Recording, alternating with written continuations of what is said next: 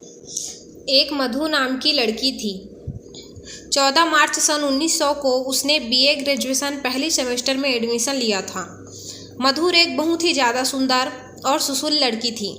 मधु बिना फालतू में किसी से कोई बातचीत नहीं किया करती थी, लेकिन बहुत सारे लड़के उसकी शराफत का बहुत ज़्यादा फ़ायदा उठाते थे और उसे कॉलेज में बहुत ज़्यादा परेशान किया करते थे।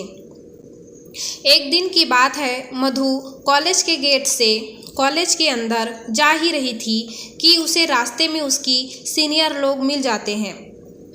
जिसके सीनियर लोग मिलने पर वह उसे तुरंत ही अपने पास बुला लेती हैं, क्योंकि मधु दिखने में काफ़ी ज़्यादा चंचल और सुशील लगती थी।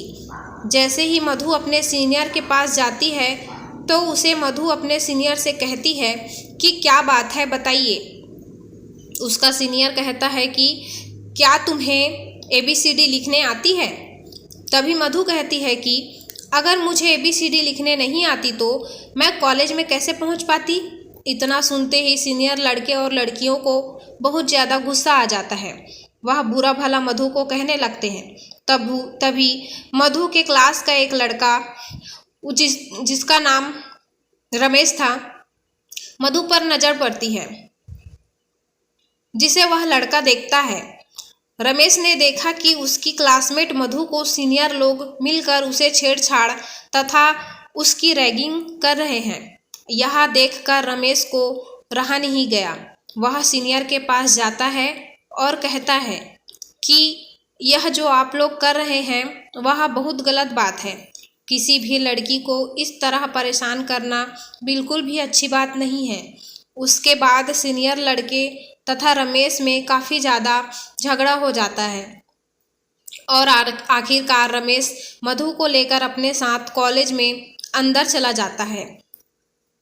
जैसे ही मधु और रमेश क्लास करके बाहर निकलते हैं, रमेश से मधु कहती है कि कॉलेज में जो लड़के मुझे परेशान कर रहे थे, मुझे उससे बचाने के लिए आपका शुक्रिया।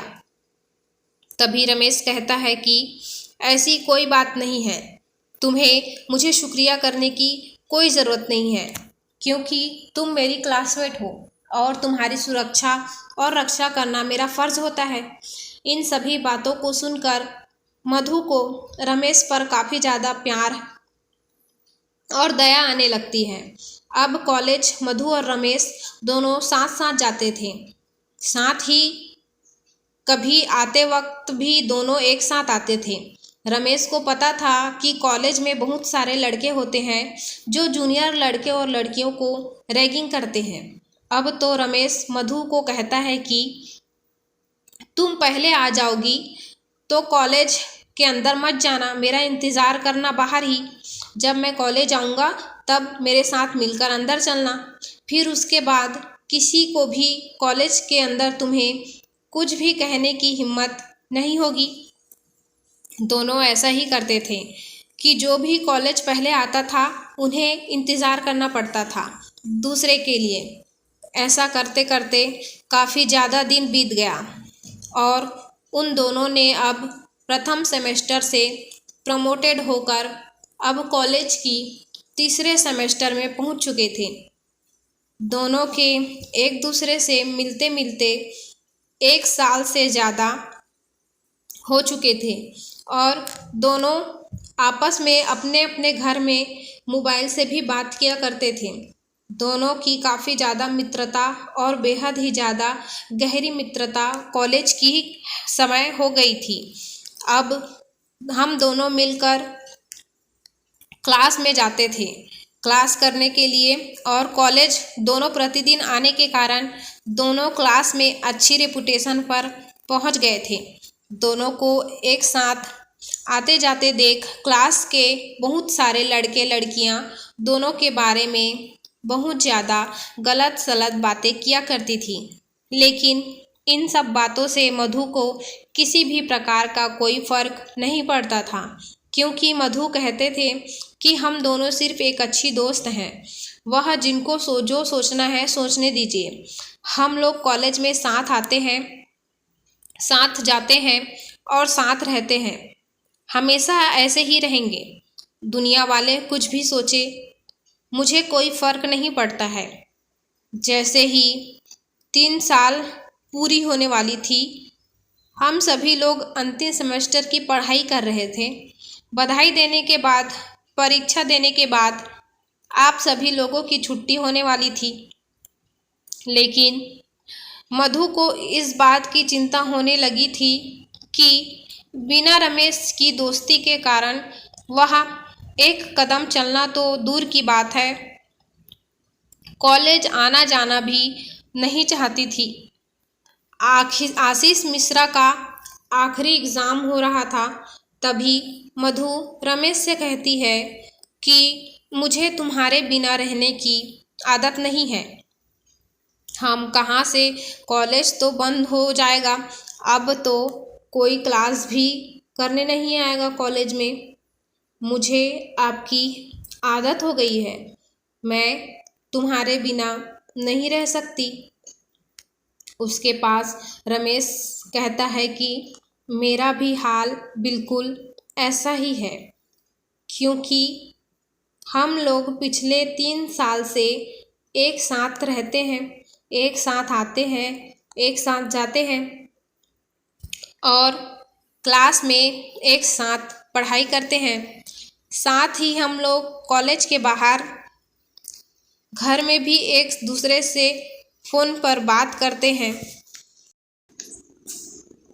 ऐसे में कॉलेज ख़त्म होने के बाद हम दोनों को एक दूसरे से मिलने के लिए और आने जाने का जो ख्वाब था वो टूट ही गया था।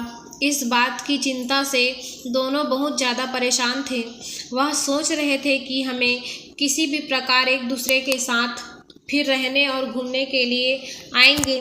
लिखित परीक्षा अंतिम चल रही थी। परीक्षा देते देते शाम हो चुकी थी। मधु और राकेश में शाम के समय जाते वक्त कोई ज़्यादा खास बातचीत नहीं हो पाई थी, क्योंकि मधु कॉलेज लेने के लिए उसके पापा आ गए हुए थे और जैसे ही वह गोरे से पैसा लेकर निकले, अपने पापा के साथ मोटरसाइकिल पर बैठकर अपने घर चले गए। घर जाते ही मधु को काफ़ी ज़्यादा अफसोस आया कि वह अपने पुराने सबसे अच्छे मित्र से कुछ बात भी नहीं कर पाई। फिर मधु अपने घर वालों को इधर उधर जाने का इंतज़ार करती। जैसे ही घर वाले कहीं बाहर जाते, मधुर अपने कमरे में जाती है और राकेश को फ़ोन करती है। जैसे ही फ़ोन करती है, एक ही रिंग में राकेश फ़ोन उठा लेता है और कहता है कि मुझे पता था तुम फ़ोन ज़रूर करोगी। उसके बाद मैं तो कहती है कि मुझे माफ़ कर दीजिएगा, मैं कॉलेज में आपसे ज़्यादा बात नहीं कर पाई थी, क्योंकि मेरे पापा आ गए थे मुझे लेने के लिए और बोल रहे थे जल्दी घर चलो, मुझे बहुत सारा काम है। उसके बाद मैं तो कहती हूँ कि मुझे आपके बिना बिल्कुल भी मन नहीं लग रहा है। उसके बाद राकेश भी कहता है कि मुझे भी और मेरे दिल का हाल भी कुछ ऐसा ही है। तभी मधु कहती है कि लगता है हम दोनों को प्यार हो गया है, एक दूसरे के बिना नहीं रह सकते। जैसे जैसे समय बीत रहा था, वसीम उसे दोनों की मजबूरियाँ बन गई थी, क्योंकि दोनों बिना कॉलेज के अब एक दूसरे से मिल भी नहीं पा रहे थे। अब तो दोनों की व्हाट्सएप कॉलिंग तथा ऑडियो कॉलिंग पर भी ज़्यादा बातचीत नहीं हो रही थी। एक समय ऐसा है, आपके दोनों 24 घंटा बात किया करते थे, क्योंकि उसके बिना एक मिनट भी दोनों में से किसी का भी मन नहीं लगता था। उसके बाद एक दिन की बात है, हम लोग इसी तरह फ़ोन पर ही बात करते रहेंगे सभी दिन।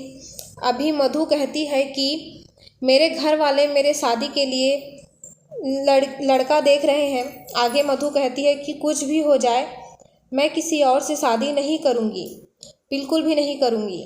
मुझे तो तुम भूल जाना पसंद हो, मगर जब भी शादी करूँगी तुम ही से करूँगी। एक दिन मधु के माता पिता मधु को अपने पास बुलाती है और कहती है कि देखो बेटा, मैंने तुम्हारे लिए एक लड़का पसंद किया है। यह फाइल में उसकी फ़ोटो है, तुम देखकर बताओ क्या तुम्हारे लिए यह सही रहेगा? यह सुनते ही मधु को काफ़ी ज़्यादा गुस्सा आ जाता है। वह कहती है कि मेरे लिए एक लड़का है या किसी भी प्रकार का हुआ ढूंढने का कोई ज़रूरत नहीं है, क्योंकि मैं जब भी शादी करूंगी अपनी पसंद के लड़के से शादी करूंगी और अपने पसंद के लड़के को मैं बहुत पहले ही पसंद कर चुकी हूँ। मैं उसके बिना 1 मिनट तो क्या 1 सेकंड भी नहीं रह सकती। ऐसे में किसी और से शादी करने के बारे में सोच भी नहीं सकती। फिर मुझे भी माता पिता रमेश से पूरी जानकारी लेते हैं और फिर उसका घर खानदान रमेश को देखने के लिए उसके घर जाते हैं। दोनों परिवारों में काफ़ी देर तक बातचीत होती है और अंत में दोनों की प्यार की जीत हो जाती है। यहाँ दोनों के घर वाले दोनों की शादी के लिए राज़ी हो जाते हैं और मधुर और राकेश बिल्कुल खुशी खुशी अपना जीवन व्यतीत कर रहे थे। अगर आपको हमारी आज की कहानी अच्छी लगी हो तो प्लीज़ एक लाइक करिए, प्यारा सा कमेंट छोड़िए और हमारे चैनल को सब्सक्राइब करिए। Thank you so much. Tata bye bye.